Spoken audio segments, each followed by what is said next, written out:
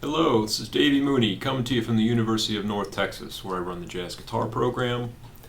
Benedetto artist, Sunnyside Records artist. I got my Sunnyside discography up here. Live at National Sawdust, Benign Strangers, Hope of Home, Perrier Street.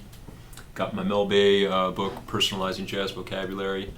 New book, still working on. It's getting there, y'all. Shout out to Jazz Guitar today for helping me get these videos out there. And I want to talk today about the Jerome Kern tune, Nobody Else But Me. Sort of classify this as, like a standard, as opposed to a jazz standard. It's the type of tune that was written for, I think this is from a musical or a review or something like that from back in the day, probably 40s. I should have looked it up before I did this video. But, it was not really written for us to play our jazz solos over.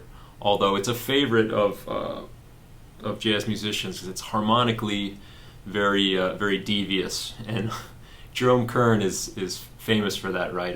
You got All the Things You Are, and Yesterdays, and Long Ago and Far Away, Dearly Beloved, I believe, a bunch of tunes. I'm forgetting a million of them, but they have a lot of little harmonic tricks. Particularly, he likes to do the enharmonic modulation, like the bridge of All the Things You Are, where you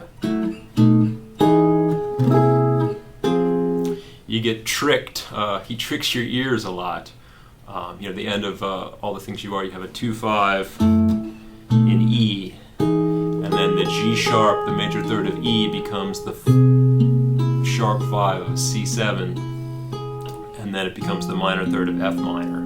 So you get this like G sharp becoming A flat thing that sounds like you're changing different notes. You're going to a different note there. I don't know. I don't know how he does it. It's kind of like this aural illusion.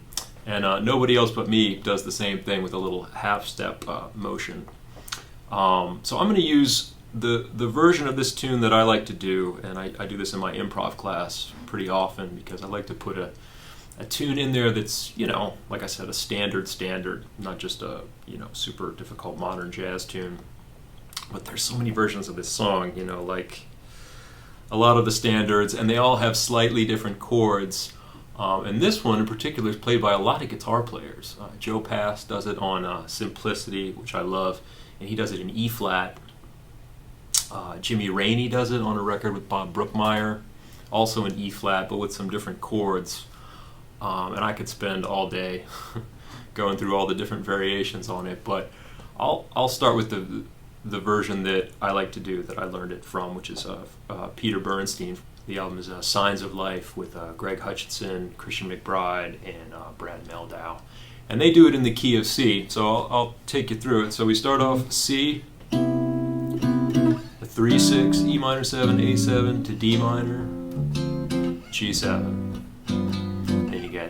2/5 in C, so D minor, G7, then C sharp minor, F sharp 7, B, and then F7, like a 5 of 4, so kind of you're in B for a second, and then the 4 chord of that, or the 5 of 4, so the 4 is E major, then F diminished, going back to 1, sometimes with the 5th in the bass.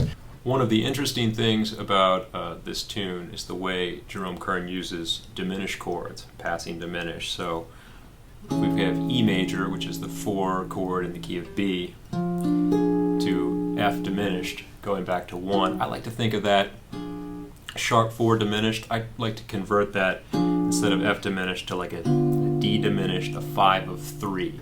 And I've talked about that before in other videos, and my video about diminished harmony goes into that a lot. It just helps me to play over it in a more sort of smooth way and incorporate that diminished chord into my lines without having it be so like a diminished arpeggio or something. So I'll play like this. I'll play like E major,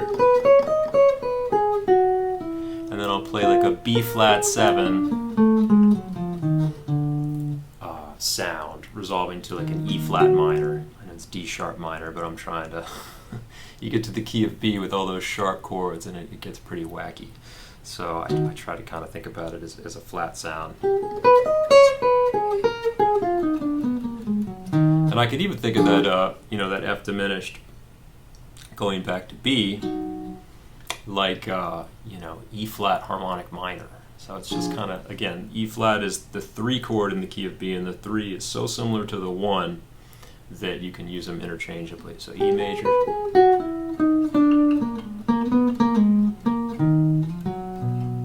right? So following that, he does another crazy, wacky thing. So we're in B, so he does like a 2/5 of the 6 chord in B after that. So.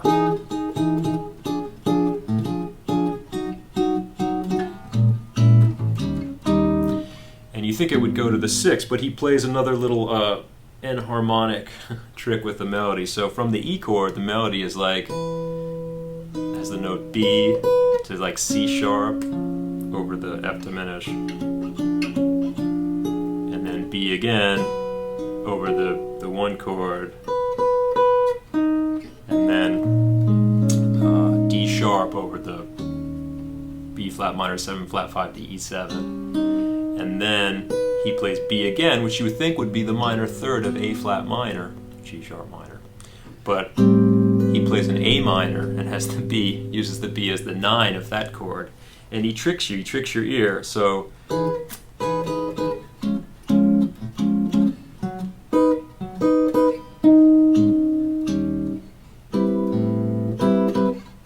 he goes A minor, D7, D minor, G7. Back to C. So yeah, it's kind of a whirlwind of harmony right there. And I think on the Bernstein version, also on Brad Meldo, I think it's on the Art of the Trio, Volume 1, if I'm correct, around the same time as Signs of Life. So I think they might go, instead of going B flat minor 7 flat 5 to E flat 7, I think they do that whole progression with G in the bass. So it's kind of like E major 7, F sharp, I mean F diminished, B over F sharp, and like a G major 7 sharp 5. So kind of like an E flat 7 altered with G in the bass. And then A minor, D7, D minor, G7. And that brings you back to C for the next part. Somehow.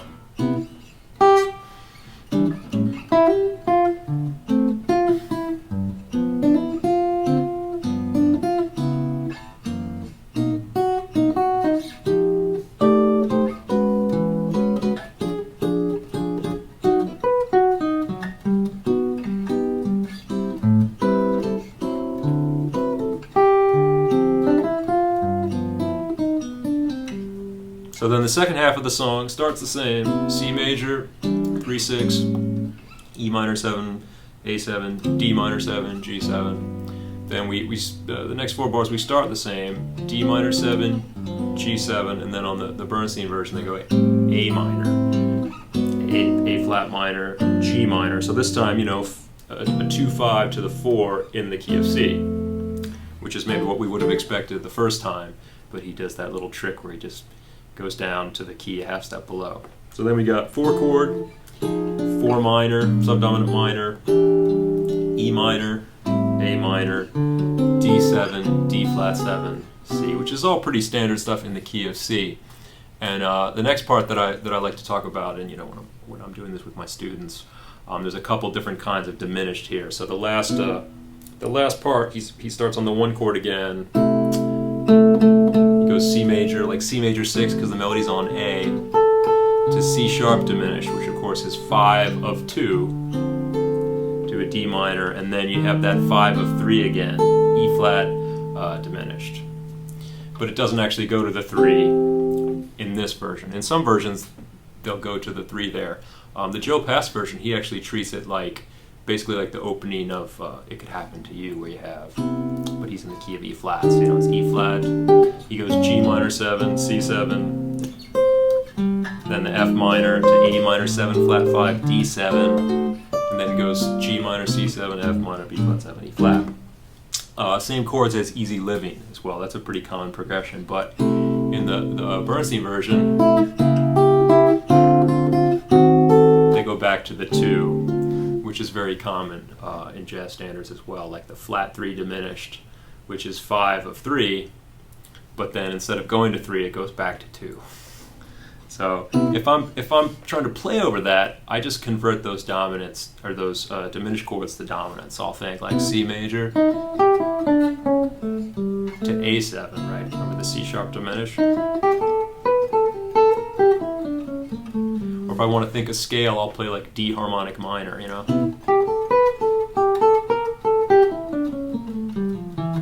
And then the E flat diminished, I'll convert to B7.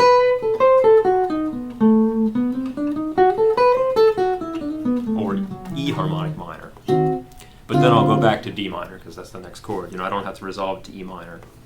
And then they do a 2/5 to C, and then they do like the Tad Dameron turnaround. You know, C major to E flat 7, A flat major, and I think he does G7 back to C. So it's a wild ride, y'all. Especially the first section where you're in B, and then abruptly he gets you back to A minor. I don't really know how, but it's like the end of All the Things You Are. It's still when I hear it or I try to sing it in my head when I'm at the very end of that bridge, you know.